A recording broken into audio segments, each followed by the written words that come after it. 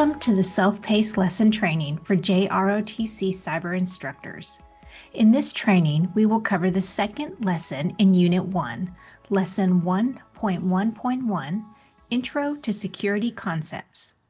Supplies for note-taking may be helpful during this training session. This can include a pen or pencil and some paper. There are 4 components in this lesson. The lesson guide and PowerPoint are for you as the instructor.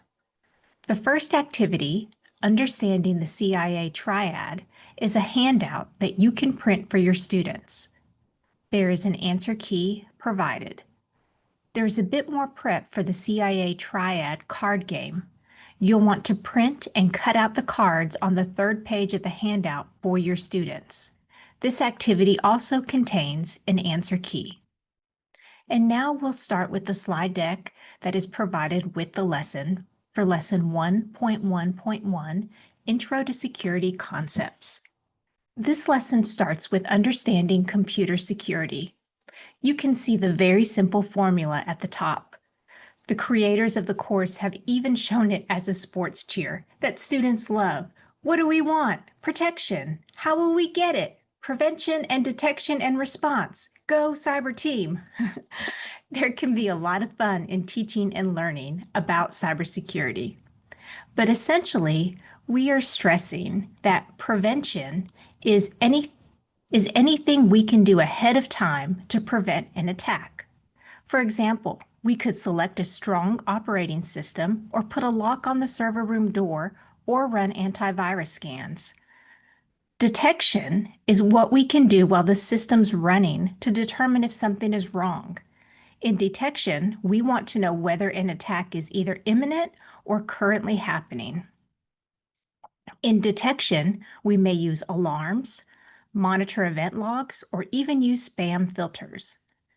And finally, response is what we can do when the previous methods have failed and we can confirm that there has been a breach or an attack.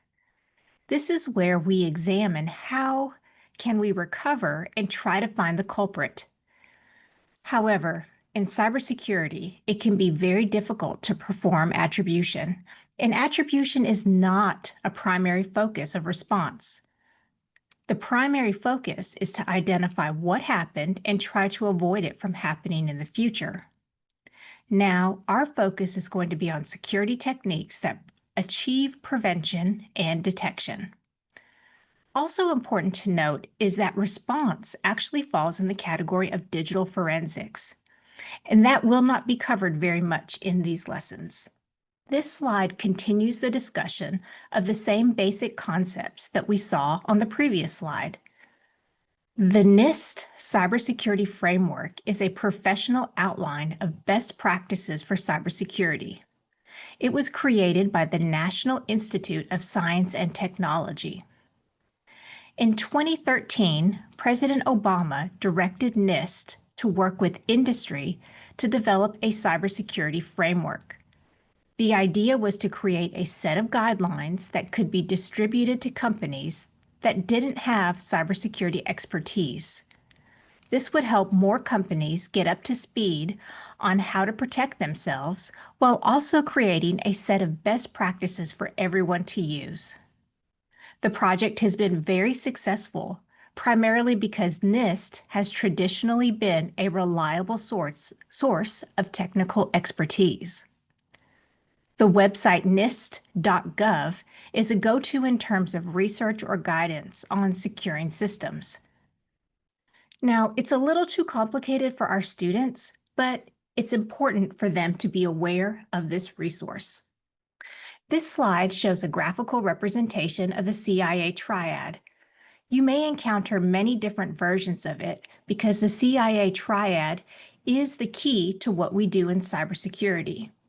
So there are 3 important concepts here: confidentiality, integrity, and availability. From the first lesson, students may be surprised to learn that here, CIA doesn't stand for our intelligence agency, but instead stands for confidentiality, integrity, and availability. When we are performing cybersecurity, our valuable asset is data, information. And the goal of cybersecurity is to protect that data in these three ways. We'll start with confidentiality. In cybersecurity, confidentiality means that data is not revealed to anyone except for those it's meant to be revealed to. If you're looking at it and you're not supposed to be looking at it, or it has top secret clearance, and you don't, then confidentiality has been broken. And it doesn't have to be top secret information. We just know that there is a set group of people who should see the data and no one else should be able to. That is maintaining confidentiality. Next is integrity.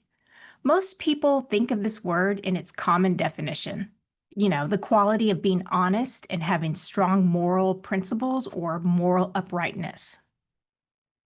But in terms of data, we're going to use the secondary definition for integrity, which is the state of being whole and undivided. That means the data is intact. It's not modified. It's not corrupted. It's not deleted. In cybersecurity, this is how we will approach data integrity. And last is availability. This refers to the data to being there when I need it. If the data is stolen, if it goes offline, if I can't reach it, then it's not available. The data must be accessible to allowed users. The next 3 slides will show some small graphics to help students visualize the information from the previous slides we just went over. This first slide shows confidentiality and how it's broken here because the malicious actor can gain information from the employees and share it to the newspaper. The malicious actor was somehow able to access information that a game is being released on the 17th and intends to tell the newspaper about it. Only one person was supposed to know, and now possibly many more people will know. In this situation, confidentiality has been broken.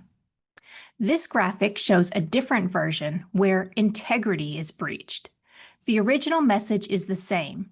We're going to release the game on the 17th, but the malicious actor wants the information to be corrupted and changes the date of the launch from the 17th to the 21st before the other person on the other side receives the message. That's misinformation. And again, integrity is breached. This last graphic shows an example of a loss of availability. The 2 employees are unavailable to communicate with each other. This is a denial of service, and we'll go into this more later. But again, this is a loss of availability. So at this point in the lesson, we pause the PowerPoint and move into the first activity. There's a handout in this activity, and it has 8 short scenarios. So the students are going to work to decide which of the CIA triad was broken in each scenario. You can tell students to be prepared to share their reasoning with the class. We suggest that after students have completed the handout, to display it and go through each scenario together to help build their understanding. After that activity, we return back to this PowerPoint for data states. The public view of cybersecurity is that there is a blanket approach to securing all data. But in fact, there are many different facets to examine before applying the correct type of security. One of those facets is the state of the data, meaning data at rest, data in transit, or data in use. If data is in storage, that's a state. It's at rest. In this state, we might use a certain type of encryption or put certain types of alarms and access controls on it for when someone tries to touch it. Data at rest is usually like files or databases, or it might be stored on a USB drive. And we would protect information that's on a USB drive by making sure that we don't lose the drive, right? So even DVDs, they're still an actively used method of storage in corporations or government. Next is data in transit. This is data that is moving. Maybe it's going across the internet, or maybe it's going in some sort of file sharing, going across your network. In this case, we would have a different approach to securing it. Maybe a different type of encryption would be used. We have online encryption, or we might be using a firewall to keep it from even leaving the organization. And then finally, data in use. If it's actually literally being used right now, it would be in memory, it would be in the processor, and we might have to make some changes based on that. Can people get to it while it's being in memory? That actually is a method of hacking, is to try and get things that are still actively in memory. So the state of the data very much determines the right cybersecurity tool to apply, and we have to keep that in mind throughout this course. The next 3 slides are CIA example slides with a story to help the students understand how these breaches look in real life. Let's look at some examples to give students a better understanding. You know, we can give somebody a definition by giving them an example of how it happened and how it worked. So we'll start with the loss of confidentiality. So in this example, there was an NSA leak of government data by a man named Edward Snowden, and this was back in 2013. So he was a contractor for the NSA, the National Security Agency, and he stole data because he felt it was good, that it was for the public good, and he gave it to WikiLeaks, which published it online. Now, this was a huge deal, and it's a perfect example of a loss of confidentiality. Interestingly, here's another term we can talk about. What he did is also known as doxing, D-O-X-X-I-N-G, and it's a term that describes the action of exposing documents or private information. So hence the term doxing, you can dox somebody. Celebrities have been doxed. It's kind of like a threat or blackmail, giving out their private information, their phone number, and that's like a private doxing. But maybe you give out somebody's private home address, so that's a loss of confidentiality. And we can also do that to corporations or governments. And in this case, of course, it was done. Government data was exposed. There's a lot more information about Edward Snowden. He's still living in Russia because he was going to go to jail for treason, and that was a big deal. So this scenario example is a perfect example of loss or confidentiality. Now let's look at integrity. This example is the Stuxnet worm, and this is where data has been corrupted or modified, and it had tremendous consequences. When it first came out, nobody knew who wrote this code that's called the Stuxnet worm, and it was targeted at the Iranian nuclear facilities. The idea was the code was intended to keep the Iranians from processing uranium to make it weapons grade. And this was an ongoing effort to keep Iran from achieving the capability to have a nuclear weapon. Now, this code, this Stuxnet code, was intended to only activate if it ended up on computers that were in the Iranian nuclear facility. And then, if it did activate, it was supposed to modify the centrifuge machine speed so that it went so fast that it essentially broke, right? It went so fast it just broke it down. And that meant that the Iranians had to keep replacing the centrifuge machines because they didn't realize that it was code that was actually causing the problem. They just thought there was, manufacturer's error. They thought it was a physical problem. So this was a highly effective use of loss of integrity. Again, we'll look at this again in more detail in the malware unit, a little bit more information about how it came about and how we found out who wrote it last. Last is the loss of availability. And again, this is something that we'll talk a lot more about. A DDoS attack is a distributed denial of service, and we'll go into that when we're talking about attacks, but it is targeted to attack availability. The data is going to become inaccessible. So there is an example of this. Malicious actors instituted that DDoS, and they often do this. Malicious actors will do this when they want to take down the websites of their competitors or people who make them mad. And the best way to do it is you send a website so many requests that it's like hitting them with a fire hose. They just collapse from too much traffic hitting this site and they just can't respond. A lot of people will try to go there, and when they get to the website, it's just unavailable.